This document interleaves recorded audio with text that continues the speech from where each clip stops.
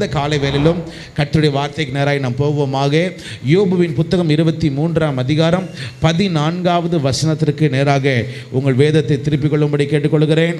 எனக்கு குறித்ததை அவர் நிறைவேற்றுவார், இப்படிப்பட்டவைகள் இன்னும் அநேகம் அவரிடத்தில் உண்டு. பைபிள் எத்தனையோ நபர்கள் இருக்காங்க. ஆனால் ஒரு சில பேர் மற்றும் கொஞ்சம் வித்தியாசமான ஆட்களாக இருக்கிறாங்க. அதில் ஒரு ஆள் யாருன்னு பார்த்தீங்கன்னா, ஒரு காரியத்தை நான் கவனிக்கும் பொழுது, வாழ்க்கையில் பாடுகள், பிரச்சனைகள், போராட்டங்கள் எல்லாருக்குமே வருகிறது. ஆனால் கிடைத்த காரியம், அப்புறம் இழந்த காரியம், இழந்த பின்பதாக மீண்டும் கர்த்தர் 2 மடங்காய் கொடுத்து உன்னை உயர்த்துகிற ஒரு மனுஷன் யாருன்னு பார்த்தீங்கன்னா, அது யோபு. சத்தமா சொல்லுங்க பார்க்கலாம். யாரு?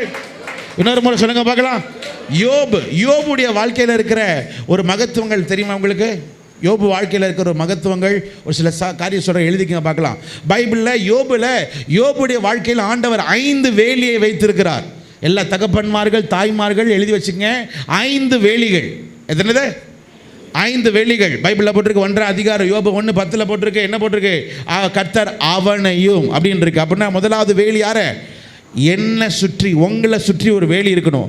1:10 மேலே போடுத்தாங்க. கர்த்தர் அவனையும், அடுத்தது அவனுடைய வீட்டாரையும். சத்தமாக சொல்லுங்க பார்க்கலாம். அடுத்தது என்னது? அவன் வீட்டையும். வீட்டுனா என்னதுன்னா உங்க குடும்பத்தை கர்த்தர் வேலி அடைக்கணும். 3வது அவனுக்கு உண்டான எல்லாவற்றையும், உங்க கையில் இருக்கிற பேனா, உங்களுக்கு இருக்கிற பைக்கு, உங்க வீட்டில் இருக்கிற காரியங்கள், உங்க கிச்சனில் இருக்கிற காரியங்கள் அத்தனையிலுமே சரி, நீங்க என்ன பண்ணணும்? கர்த்தர் ஒரு வேலி என்ன பண்ணணும்? அவர் போடணும். அப்போதான் உங்களுக்கு ஆபத்துகள் இல்லாமல் கர்த்தர் நடத்துவார். 3வது உண்டான எல்லாவற்றிலும் ஒரு வேலி. 4வது 2ஆம் அதிகாரம் 5ஆம் வசனத்தில் சொல்லப்பட்டிருக்கிறது. பைபிள் சொல்ற, அவன் எலும்புக்கும் அவனுடைய தோலுக்கும் கர்த்தர் வேலியை கொடுத்தார். பிசாசிகளை சொல்லுவார், நீ என்ன பண்ணணும்? நீ என்ன பண்ணலான்னா அவனுடைய எலும்பையும் தோலை மாத்திரம் என்ன பண்ணிக்கலாம்? நீ தொடலாம். ஆனால் அவன் உயிர் யார் கையில் இருக்கு? என் கையில் இருக்கு. 4வது உங்கள் சரீரத்திற்கு ஒரு வேலி இருக்கிறது. 5வது உங்கள் ஜீவனுக்கு ஒரு வேலி இருக்கிறது. யோபுவின் வாழ்க்கையில் 5 இழப்புகள். உங்கள் வாழ்க்கையில், என் வாழ்க்கையில் எத்தனை இழப்புகள்லாம் இருக்குது. அந்த இழப்புகள்லாம் ஒரு லைனில் இருக்கட்டும். உங்கள் வாழ்க்கையில் இருக்க இழப்புகளும் வச்சுக்கோங்க, யோபுவின் வாழ்க்கையில் இழப்புகளையும் வச்சுக்கோங்க. முதலாவது யோபுவின் வாழ்க்கையில் இருந்த இழப்புகள் பார்த்தீங்கன்னா 2ஆம் அதிகாரம் 8ஆம் வசனம். அதை மட்டும் படிக்கலாமா?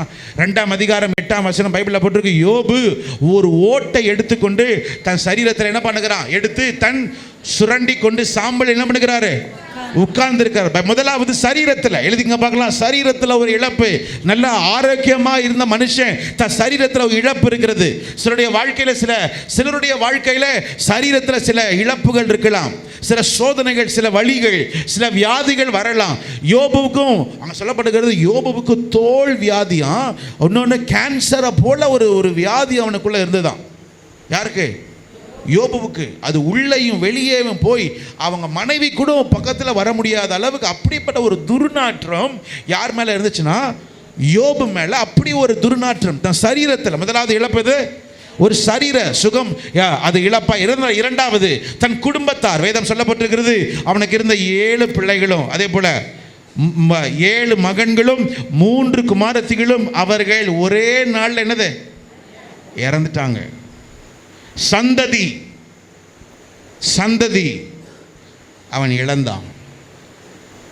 சந்ததியை இழந்தான். நம்முடைய வாழ்க்கையில் நமக்கு அநேக இழப்புகள்லாம் இருக்குது, நான் இல்லைன்னு சொல்லலை. ஆனால் யோபு நம்ம பார்க்கலாம் ஒரு பெரிய இழப்பு இருந்துச்சு. 7 பையனும் 3 பொம்பளை பிள்ளைகள், 10 பிள்ளைகளும் எல்லாம் வளர்ந்த பிள்ளைகள், எல்லாரையும் இழந்தான். 2வது குடும்பத்தில் ஒரு பெரிய இழப்பு. 3வது ஒரு இழப்பு என்னன்னா, தன்னுடைய நண்பர்கள் அவரை பார்த்து அவதூறாய் பேசுகிறார்கள். 3வது சமுதாயத்தில் ஒரு இழப்பு. நல்ல பெயர் இல்லை.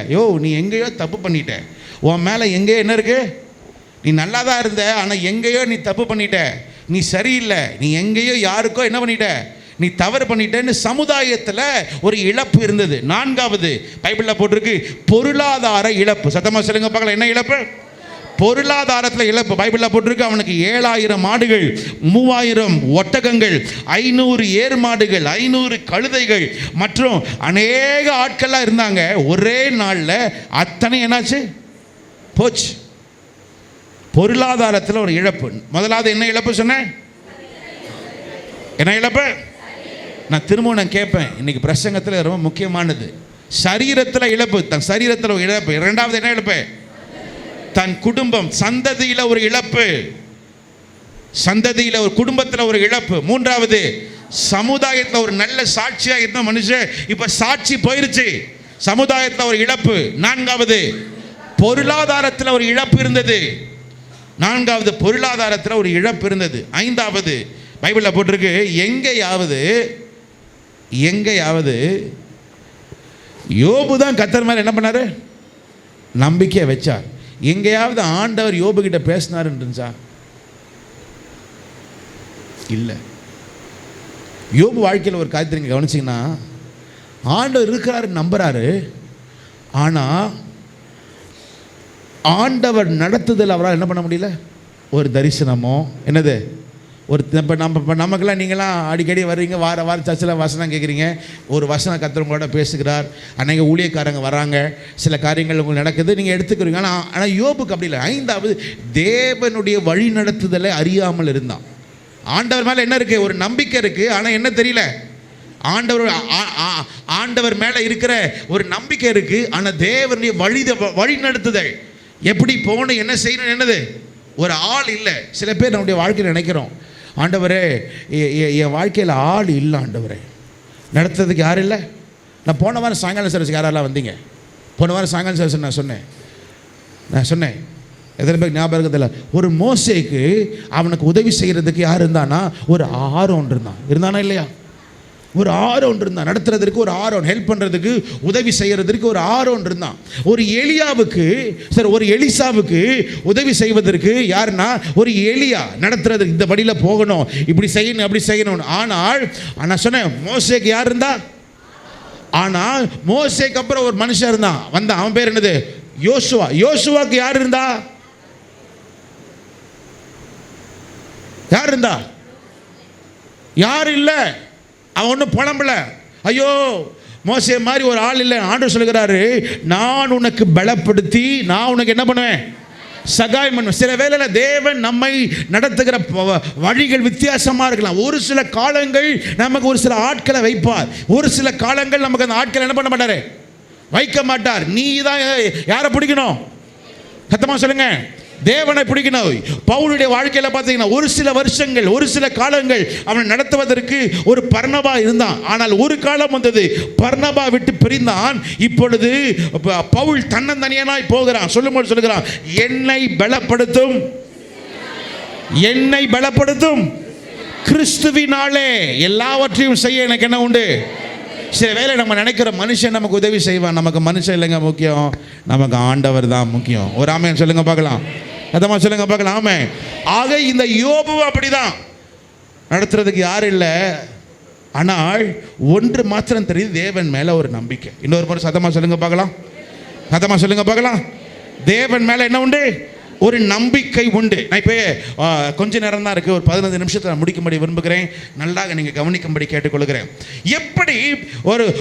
எப்படி யோபு தன் வாழ்க்கையில் இழந்த மனுஷன் 5 காரியத்தை இழந்தான். நீங்கள் படித்தோம், ஆக்சுவலி நிறையா இருக்குது, அவங்க புரிகிறதுக்காக நான் 5 சுருக்கமாக நான் சொல்லியிருக்கிறேன். இந்த 5 காரியத்தை இழந்த மனுஷன் பைபிளில் போட்டிருக்கு, அவன் இழந்ததை கர்த்தர் அவனுக்கு மீண்டும் கொடுத்தார். இவன் இந்த அளவுக்கு இருப்பதற்கு காரணம் என்ன? நம்முடைய வாழ்க்கையில் அன்றைக்கி இழப்புகள் இருக்குது, ஆனால் இழப்புகள் நம்முடைய வாழ்க்கையில் இழப்பாக தான் இருக்கு இல்லையா? திரும்ப நம்ம வாழ்க்கையில் என்ன பண்ணல, அது வரல, வரும்னு எதிர்பார்த்துக்கிட்டு இருக்கிறோம். நமக்கு நினைக்கும்னு எதிர்பார்த்துருக்கு. எத்தனை பேர் எதிர்பார்க்குறீங்க? கொஞ்சம் பேர் தான். நான் பிரசங்கத்துக்கு முன்னாடியே ஒரு வார்த்தை சொன்னேன். என்ன சொன்னேன்? கர்த்தரால், சொல்லுங்க, கர்த்தரால் அது வரும், கர்த்தரால் வருகும்.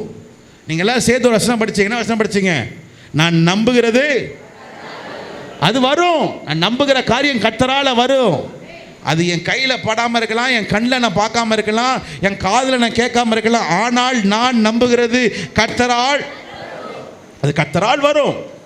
ஆக யோபு எப்படி கர்த்தர் மேலே நம்பிக்கை வைத்தான்னு ஒரு 7 காரியங்கள் நான் உங்களுக்கு சொல்லும்படி விரும்புகிறேன்.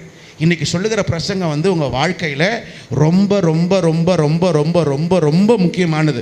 இன்றைக்கி சொல்லுகிற காரியத்தை உங்கள் அனுதின வாழ்க்கையில் நீங்கள் வைத்தாதான் உங்க ஜீவ நாட்களிலேயே, உங்க கண்கள் காணக்கூடிய நாட்களிலே தேவன் உங்களை பிரம்மாண்டமாய் கர்த்தர் வைப்பார் என்று நான் நம்புகிறேன்.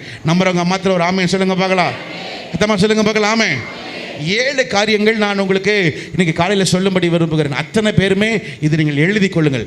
யோபு எப்படி சொல்ல முடிந்தது? எப்படி அவன் இழந்த காரியத்தை எப்படி யோபு அவன் பெற்றுக்கொண்டான் என்று வேதம் எப்படி போட்டிருக்குன்னா, எதனால தெரியுமா? அவன் கர்த்தர் மேல வைத்த நம்பிக்கை. இன்னொரு சொல்லுங்க, கர்த்தர் மேல வைத்த. அதை தான் இந்த காலை ஆராதனை உங்ககிட்ட நான் எதிர்பார்க்கிறேன். அதை தான் கர்த்தர் என்னிடத்துல கர்த்தர் எதிர்பார்க்கிறார். ஆண்டவர் மேல வைத்திருக்கிற நம்பிக்கை. நம்முடைய வாழ்க்கையில நம்முடைய சில வேளையில குதிரைகள் மேல் நம்பிக்கை வைக்கிறோம், ரதங்கள் மீது நம்பிக்கை வைக்கிறோம், சில வேளையில எகிப்து மீது நம்பிக்கை வைக்கிறோம், சில வேளையில நமக்கு குதிரை வீரர்கள் மீது நம்பிக்கை வைக்கிறோம், ஜனங்கள் மீது நம்பிக்கை வைக்கிறோம், மனுஷர்கள் மீது நம்பிக்கை வைக்கிறோம். இல்ல, நமக்கு இவங்கெல்லாம் கிடையாது. நம்முடைய நம்பிக்கை கர்த்தரால மாத்திரம் தான். நம்புறவங்க மாத்திரம் கையை உயர்த்தி சொல்லுங்க பார்க்கலாம், என் நம்பிக்கை கர்த்தராலே. சத்தமா சொல்லுங்க பார்க்கலாம், என் நம்பிக்கை, என் நம்பிக்கை. அவர்கள் முறிந்து விழுந்தார்கள், ஆனால் கர்த்தரை நம்பி இருக்கிற நானோ எழுந்து நிமிர்ந்து நிற்பேன். சத்தமா ஆமென் சொல்லுங்க பார்க்கலாம். கர்த்தரை நம்பிட்டு இருக்கிறேன். நான் அவங்க நம்பல, படிப்பை நம்பல, இல்லை இல்லை இல்லை, நான் கர்த்தரை நம்பி இருக்கிறேன். என் பணத்தை நம்பல, என் குடும்பத்தை நம்பல, நான் கர்த்தரை நம்பி இருக்கிறேன். யோபுவின் வாழ்க்கையில் ஒரு காரியத்தை கற்றுக்கொண்டார். என்ன கற்றுக்கொண்டார்? இருந்தாலும் சரி இல்லைனாலும் சரி, யாரை நம்ம உறுதியாக பிடிச்சிக்கணும் சொல்லுங்க, யாரை உறுதியாக பிடிச்சிக்கணும்? 7 காரியங்கள் தன்னுடைய வாழ்க்கையில் யோபு வைத்திருந்தார். நிறைய இருக்கு, ஆனால் உங்களுக்கு புரியுற மாதிரி 7 காரியங்கள். முதலாவது சொல்லுங்க பார்க்கலாம், எல்லாம் சத்தமா சொல்லுங்க, சொல்றீங்களா? அது யோபுவின் புத்தகம் 19ஆம் அதிகாரம் 25வது வசனம். யோபுவின் புத்தகம் 19ஆம் அதிகாரம் 25வது வசனம். சேர்ந்து படிக்கலாமா? எல்லாரும் சேர்ந்து படிக்கலாமா? 1 2 3. என் மீட்பர் உயிரோடு இருக்கிறார். போதும், இன்னொரு முறை சொல்லுங்க பார்க்கலாம், என் மீட்பர். யோபு தன் வாழ்க்கையில முதலாவது நம்பி இருந்த காரியம் என்னன்னா, எல்லா இழப்புகள் என் வாழ்க்கையில இருந்தாலும் சரி, என் வாழ்க்கையில கர்த்தர் சில காரியங்கள் சொல்லி இருக்கிறார், இப்பொழுது நிறைவேறாமல் போனாலும் சரி, ஒன்று என் வாழ்க்கையில இன்னமும் நான் பிடிச்சிருக்கிறேன். என்னன்னா, வாக்குத்தத்தங்கள் வருதோ வரலையோ, என் மீட்பர் இருக்கிறார். இன்னொரு முறை சொல்லுங்களேன், என் மீட்பர் உயிரோடு இருக்கிறார். என் மீட்பர் இன்னும் உயிரோடு இருக்கிறார். சில வேளை நம்ம இழப்புகள் வரும்போது கண்டிப்பா ஆண்டவர் மேல நம்பிக்கை வராது, வரவே வராது. என்ன ஆண்டவரே, கடினமான பாதைகள் உண்டு, கவலைக்கிடமான பாதைகள் நமக்கு உண்டு. ஆனா ஒரு வார்த்தை ரொம்ப ஸ்ட்ராங்கா சொல்றார். என்ன சொல்றார் தெரியுமா? என்னது? ஏன் அந்த வார்த்தையோட வல்லம் என்ன தெரியுமா? அந்த வார்த்தையோட வல்லம் என்ன தெரியுமா? அதுக்கு முந்தின 2 வருஷத்தை படிங்களேன். அவர் சொல்லுகிறார், இந்த வார்த்தையினுடைய வல்லமை. அதுக்கு முந்தின வசனம் 2 வசனம் படிங்க பார்க்கலாம். ஆகிலும் 23 படிங்க பார்க்கலாம். நான் இப்பொழுது சொல்லும் வார்த்தைகள் எழுதப்பட்டால் நலமாயிருக்கும். அவைகள் ஒரு புஸ்தகத்தில் வரையப்பட்டு, அடுத்தது வரையப்பட்டு, அடுத்த வார்த்தை அல்லது என்றைக்கும் நிலைக்க அவைகள் கருங்கல்லிலே ஈய எழுத்தாகவும் பதித்தால். ஒரே ஒரு வார்த்தை அடுத்ததான் சொல்லுகிறாரு, என் மீட்பர் உயிரோடு இருக்கிறார். சொல்லுங்க, என் மீட்பர் உயிரோடு இருக்கிறார் என்கிற வார்த்தை ஒரு கல்லுல நான் செதுக்கி நான் வச்சாலும் எனக்கு தெரியும், இந்த வார்த்தையில தான் கர்த்தர் எனக்கு ஜீவனை வைத்திருக்கிறார். ஒருவேளை உங்க கையில் இருக்கிற சில காசு, சில சொத்து உங்க கையை விட்டு போயிருக்கலாம், நீ கவலைப்படாத. அப்பையும் யோபுவை போல சொல்லுங்க, என்ன சொல்லுங்க? என் மீட்பர் உயிரோடு இருக்கிறார். சில பேர் உங்க வாழ்க்கையை விட்டு போயிருக்கலாம், சில பேர் மரணத்தில் நீங்க கொடுத்துருக்கலாம். சில பேரோட வாழ்க்கையில அவங்க இல்லை, உங்க வாழ்க்கையினுடைய திறவுகளை வச்சிருக்கிறது, உங்க வாழ்க்கையின் திறவுகளை வைத்திருக்கிற அல்பா ஒமேகவும் ஆகிய உன் தேவனாகிய கர்த்தர். நம்புறவங்க ராமேன் சொல்லுங்க பார்க்கலாம். ஒன்று சொல்லுகிறார், என்ன இன்னொரு முறை படிக்கலாமா? அங்கே சொல்லுகிறார், எனக்கு எல்லா இழப்புகள் இருக்கு, என் மாம்சமும் அழிந்து போய்கொண்டே, சீக்கிரத்தில் என்ன நடக்க போகுது? எனக்கு ஒன்று வந்துச்சுன்னா என்னதான் வரப்போகுது? அடுத்தது மரணம் தான் வரப்போகுது. மரணம் தான் வரணும். என்ன சொல்லியிருக்கணும்னா, கிறிஸ்து எனக்கு ஜீவன், சாவு எனக்கு ஆதாயம், நான் மரிச்ச பின்பு யாரை நான் பார்ப்பேன்? நான் ஆண்டவரை பார்ப்பேன்னு சொல்லியிருந்தா அது நல்லது. ஆனால் அவர் என்ன சொல்லுகிறாரு? இந்த என் தோல் முதலானவைகள் அழுகி போன பின்பு நான் என் மாம்சத்தில் என் ஆவியில பார்ப்பேன்னு சொல்றாரா? சொல்லுங்க. என் மாம்சத்திலே இருந்து நான் அவரை பார்ப்பேன். சொல்லுகிறாரு, நான் அவ்வளவு சீக்கிரம் சாக மாட்டேன். ஏன்னா நான் எப்ப தெரியுமா சாவேன்? அவரை பார்த்த பின்புதான் நான் மரிப்பேன். ஒரு ஆமென் சொல்லுங்க பார்க்கலாம். அதமா சொல்லுங்க பார்க்கலாம். ஆமென். இந்த கால நேரத்தில் ஒருவேளை சில நோய்கள் உங்களுக்கு இருக்கலாம், சில வேதனைகள் இருக்கலாம். ஒருவேளை நீங்க பார்த்து கொண்ட உங்களுக்கு சொல்லுகிறேன், சில பிரச்சனைகள் இருக்கலாம், மரணம் உங்களுக்கு சமீபமாக இருக்கலாம். ஆனா யோபுவை போல சொல்லுங்க, இல்ல, என் மாம்சத்திலே நான் அவரை, அதமா சொல்ல பார்க்கலாம், என் மாம்சத்திலே நான் அவரை பார்ப்பேன். நான் அவரை பார்ப்பேன். அது எந்த கண்கள்? அந்நிய கண்கள் அல்ல. அடுத்த வாரத்தில் பாருங்க, அந்நிய கண்கள் அல்ல. யாரு? என் கண்களிலே நான் அவரை காண்பேன். கையை உயர்த்தி சொல்லுங்க, ஆண்டவரே நான் உம்மை காண்பேன். சொல்லுங்க பார்க்கலாம், நான் உம்மை. பைபிள்ல ஒரு மனுஷன் இருக்கிறான், நான் ஆண்டவரை முகமுகமாய் தரிசித்தேன்னு சொல்லுகிறார். யார் தெரியுமா? யாக்கோபு.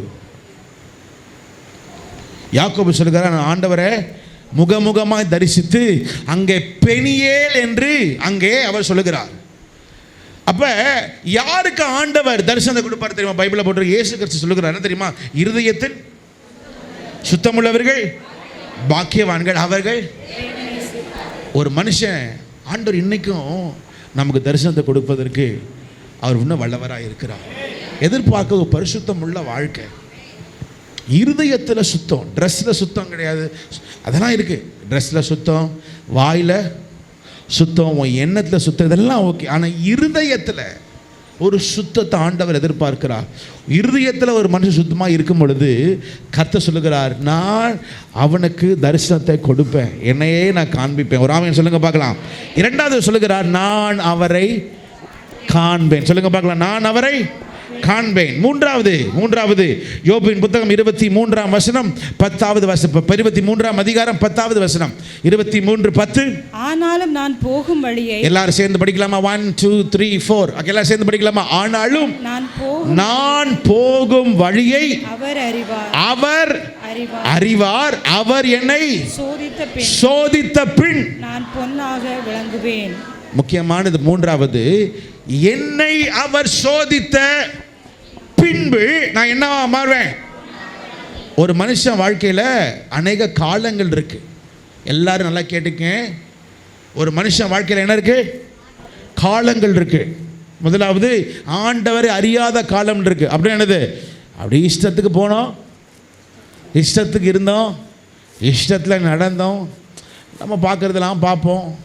ரெண்டாவது ஆண்டவரை அறிந்து கொண்ட ஒரு காலம் இருக்கு. அப்படின்னா என்னதுன்னா, இயேசுவை சொந்த ரட்சகராக ஏற்றுக்கொண்டு இப்போ ஆண்டவர் சொல்லுகிறார், சிலுவை, ஓகே, உனக்கு நான் கொடுத்திருக்கிற சிலுவையை எடுத்துக்கொண்டு அனுதினமும் என பின்பதாக என்னவா நீ நடந்தவா. ரெண்டாவது ஆண்டவரை ஏற்றுக்கொண்டு பின்பதாக வாழ்கிற வாழ்க்கை. மூன்றாவது ஒரு காலம் இருக்கு, அது பேர் என்ன தெரியுமா? சோதனை காலம். சத்தமா சொல்லுங்க பார்க்கலாம். இயேசுக்கே ஒரு சோதனை காலம் இருந்துச்சு, தெரியுமில்ல உங்களுக்கு? எடுங்களா, லூக்காவின் புத்தகம் 4:13 படிங்க பார்க்கலாம். பிசாசானவன் சோதனை எல்லாம் முடித்த பின்பு, பிசாசானவன் சோதனை எல்லாம் முடித்த பின்பு, சோதனை எல்லாம் முடிந்த பின்பு. அப்ப என்ன காலம் இருக்கு? அதான் சொல்லுங்க பார்க்கலாம். சோதனைன்னு ஒரு காலம் இருக்கு. அடுத்தது ஒரு காலம் இருக்கு, அது என்ன தெரியுமா? சாதனையின் காலம் இருக்கு. அடுத்து என்ன காலம் உண்டு? சாதனையின் காலம் இருக்கு. இப்ப சில பேர்ல முக்காவாசி பேர் நம்ம எந்த காலத்தில் போயிட்டு இருக்கிறோம்?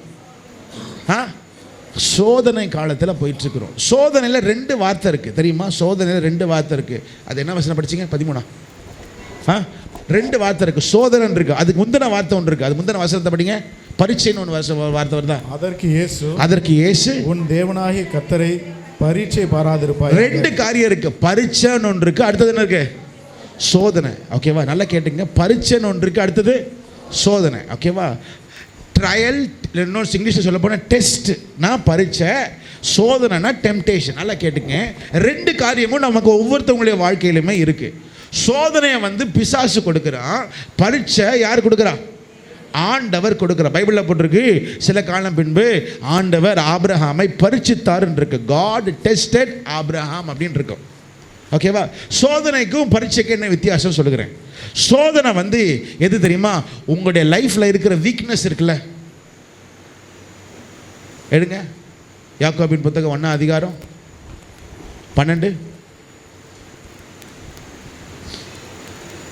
படிக்க. சோதனையை சகிக்கிறவன் பாக்கியவான் அவன் உத்தமன் என்று விளங்கின பின்பு கர்த்தர் தம்மிடத்தில் அன்பு கூறுகிறவர்களுக்கு வாக்குத்தத்தம் பண்ணின ஜீவ கிரீடத்தை பெறுவான். அடுத்த வசனம், சோதிக்கப்படுகிற எவனும் நான் தேவனால் சோதிக்கப்படுகிறேன் என்று சொல்லாதிருப்பான். சொல்லாமல் இருக்க கடவன்.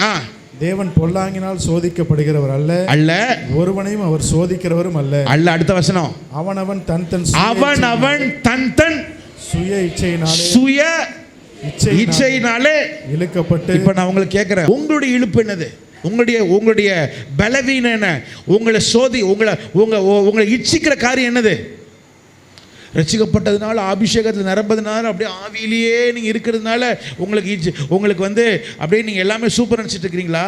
இல்லவே இல்லை. ஒவ்வொரு மனுஷனுடைய வாழ்க்கையிலும் சில இச்சிக்கிற சில காரியங்கள் உண்டு. பிசாசு அப்படி வச்சானா சர்ன்னு என்னது? சில பேருக்கு பணம், சில பேருக்கு பெண்கள், சில பேருக்கு பதவி, எப்படியாவது சில பேருக்கு சாப்பாடு. இன்னொன்று கேட்குறேன், ஏன் சோதனை நீங்கள் போகிறீங்க?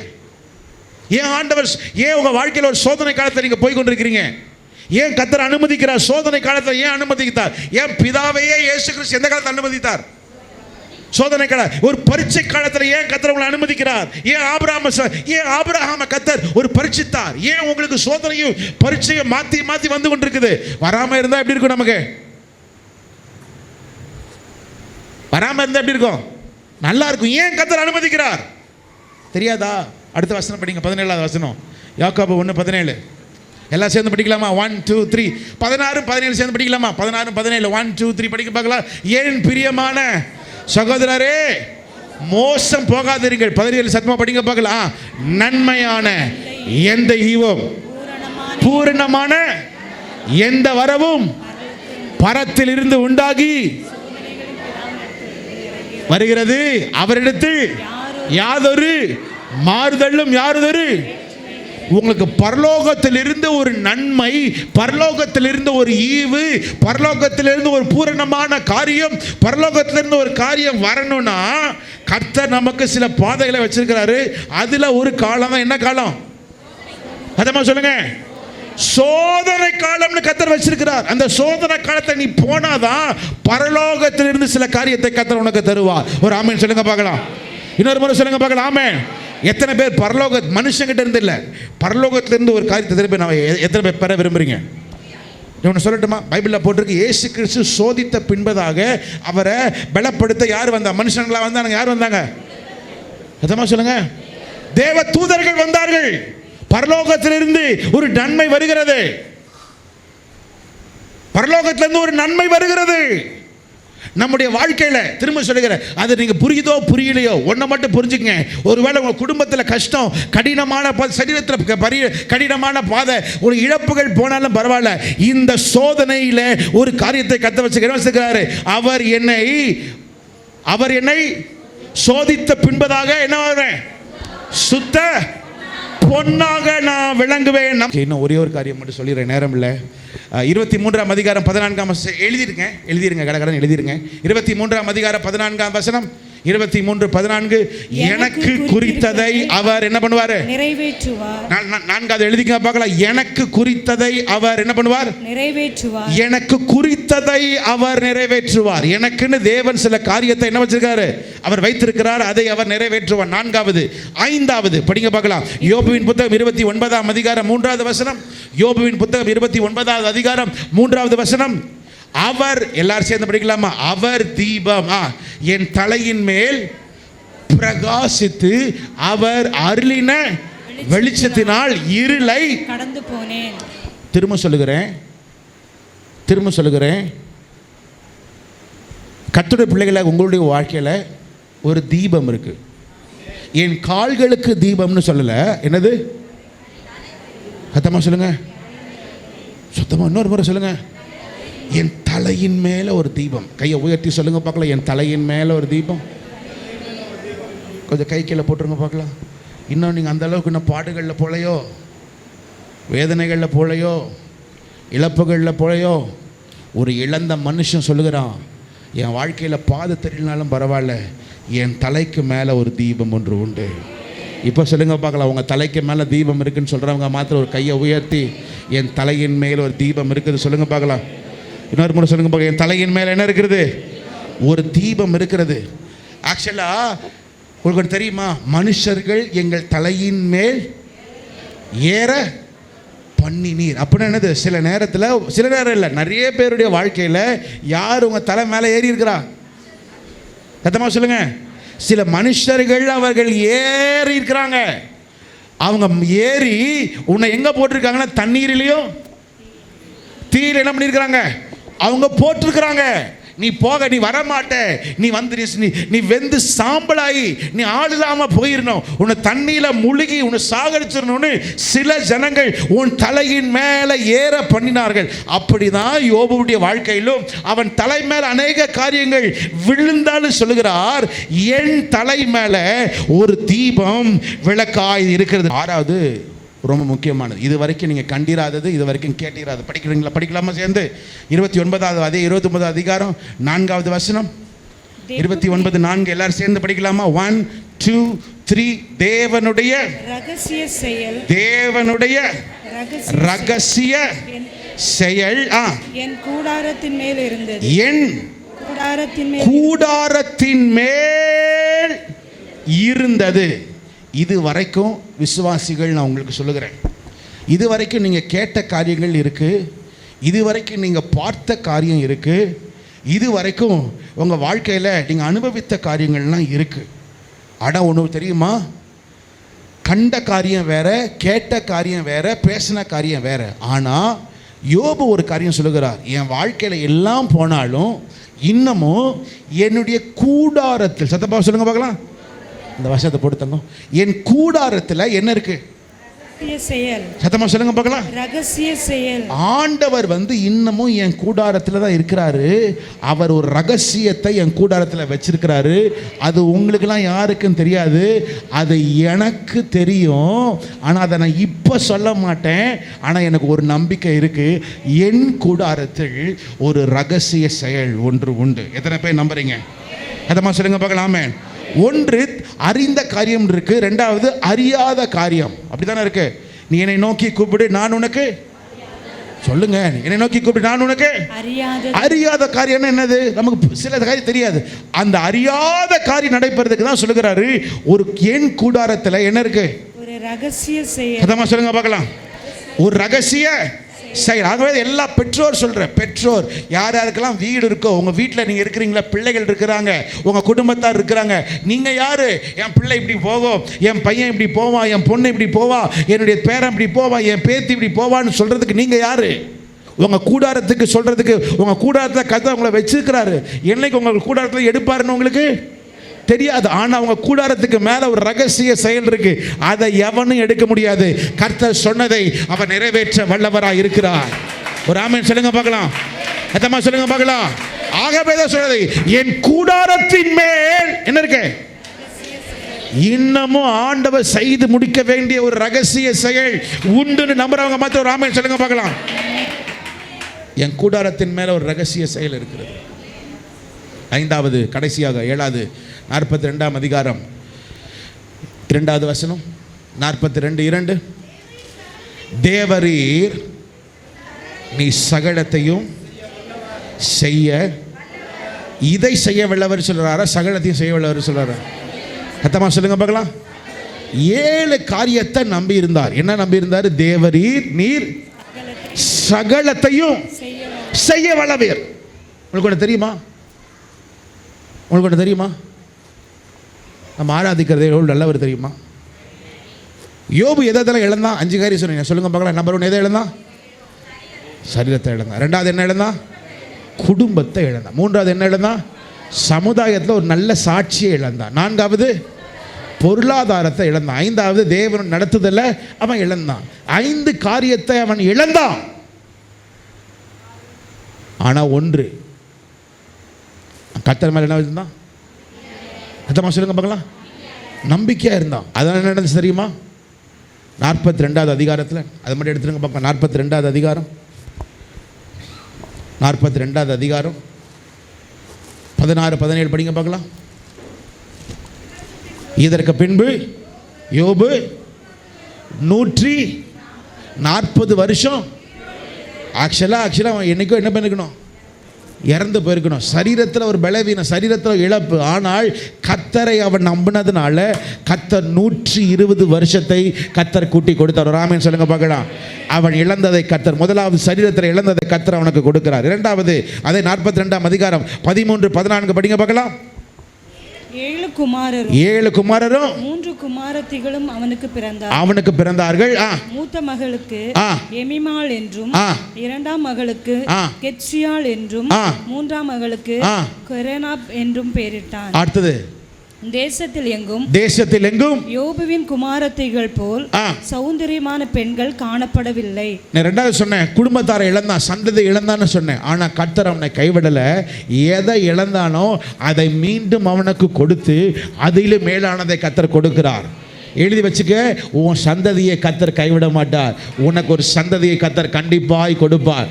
அதுக்கு எதை தெரியுமா கொடுக்கிறார்? ஒரு சந்ததி கர்த்தரை சேவிக்கும், அது தலைமுறை தோறும் அது கர்த்தருடைய சந்ததி எனப்படும். இழந்ததை யோசிக்காத. மூன்றாவது அவன் எதை இழந்தானா? ஃப்ரெண்ட்ஸை இழந்தான். அப்படிதானே இருக்கு. 42ஆம் அதிகாரம் 11வது வசனத்தை படிங்க பார்க்கலாம். 42:11. அப்பொழுது அவருடைய எல்லா சகோதரரும் சகோதரிகளும், இப்பதான் பாப்பீங்க, யோபுடைய யோபுக்கு யார் இருந்தாங்க? இது வரைக்கும் யோபுக்கு சகோதரி இருந்தார்கள்னு நீங்க பார்க்கவே மாட்டீங்க. இது வரைக்கும் வரல. யார் வரல? சகோதரிகள் வரல. ஆனா கர்த்தர் அவனை ஆசீர்வதித்த பின்பதாக யாரெல்லாம் விட்டுட்டு போனாங்களோ அவனுக்கு வந்து சும்மா ஹாய்ன்னு பார்க்க வரல. அவர்கள் ஒவ்வொருவரும் கடைசி என்ன படிங்க, அவரவர் ஒவ்வொருவரும் தங்க காசையும் அவரவர் ஒவ்வொருவரும் பொன். எந்த சாட்சியை இழந்தானோ அதே சாட்சியை கர்த்தர் சமுதாயத்தில் யாருக்கு கொடுத்தார்? யோபுக்கு கொடுத்தார். மூன்றாவது சமுதாயத்தில் ஒரு நல்ல சாட்சியை கர்த்தர் கொடுத்தார். நான்காவது 42ஆம் அதிகாரம் 12வது வசனம். 42:12 அடுத்த வசனம். கர்த்தர் யோபுவின் முன்னிலைமையை பார்க்கிலும் பின்னிலைமையை ஆசீர்வதித்தார். நான்காவது பொருளாதாரத்தில் ஒரு ஆசீர்வாதம் இருந்துச்சு. உனக்கு ஒன்று தெரியுமா? இன்னொரு முறை சொல்றேன். ஏன் கர்த்தர் நம்ம சோதிக்கிறாரு? சொல்லுங்க. சுத்த பொன்னாக விளங்குறதற்கு. இன்னொன்று வார்த்தை, நன்மையான எங்கிருந்து வருது? பரலோகத்திலிருந்து வர்றதுக்கு தான் கர்த்தர் நமக்கு சோதனையும் பரீட்சையும் நம்ம போறோம். அப்படிதானே இருக்கு. நாங்கள் காரியம் சொன்ன. அஞ்சாவது, இது வரைக்கும் யோபு வாழ்க்கையில் நம்பிட்டு இருந்தான் ஒரு காரியத்தை. ஆனால் கர்த்தர் யோபுவுக்கு 42ஆவது அதிகாரத்தை சொல்லுகிறார். இந்த வசனத்தை படிச்சிடலாமா? 42:7 அதோட முடிச்சிடலாமா? கர்த்தர் இந்த வார்த்தைகளை யோபோடு, சத்தமா சொல்லுங்க, யோபோட. இந்த மாதிரி ஒரு வார்த்தை முன்னாடி நீங்க பார்க்கவே மாட்டீங்க. அப்பதான் ஆண்டவர் என்ன பண்ணுகிறார்? யாரோட பேசுறாரு? அது வரைக்கும் யோபோட யோபு தான் யாரோட பேசிட்டு இருக்கிறான். ஆனா அங்கதான் பார்ப்பீங்க யாரு பேசுறா? ஆண்டவர். அதான் பைபிள்ல போட்டிருக்கு, பரத்திலிருந்து இறங்கி வருகிறது.